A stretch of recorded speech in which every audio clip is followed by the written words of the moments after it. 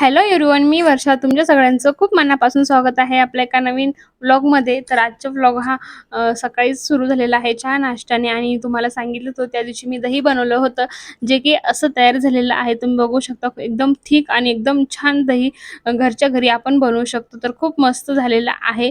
तर तुम्ही ही सुद्धा नक्की ट्राय करू शकता. त्यानंतर मला इकडे मी जेवणाची तयारी करत होते आणि जेवणाची तयारी करण्यामध्ये मी एवढी व्यस्त झाली होती की विचारूच नका. आणि त्यानंतर मग माझ्या मिस्टरांना मी रव्याची खीर बनवून दिली, की जेणेकरून ती एकदम स्मूथ झाली होती आणि त्यामध्ये छान मी तूप वगैरे टाकून त्यांना दिली खायला. आणि त्यानंतर मग जेवणाची तयारी करायला लागले होते. आणि आमच्यासाठी इकडे पोहे करायला घेतले.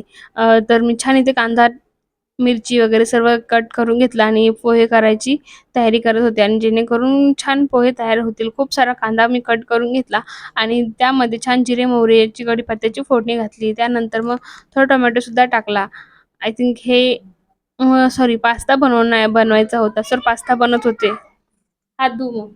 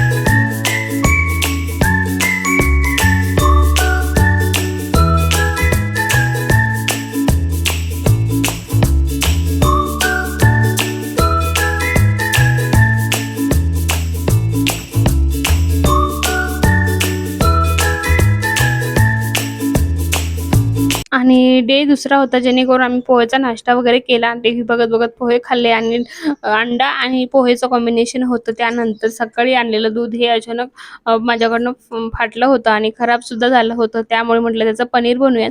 तर छानपैकी दुपारचं जेवण आवरलं आणि संध्याकाळी मग पनीर बनवायला घेतलं. तर खूप छान पनीर झालं होतं. तुम्ही बघू शकता. सकाळी मी पनीरचे ते छोटे-छोटे तुकडे करून घेतलेले होते आणि एकदम छान पनीरचे तुकडे झाले होते. आता याची भाजी मी संध्याकाळी बनवणार आहे. तर त्याची रेसिपीसुद्धा तुमच्यासोबत शेअर करेल. तर व्हिडिओ नेक्स्ट नक्की बघा. तोपर्यंत बाय.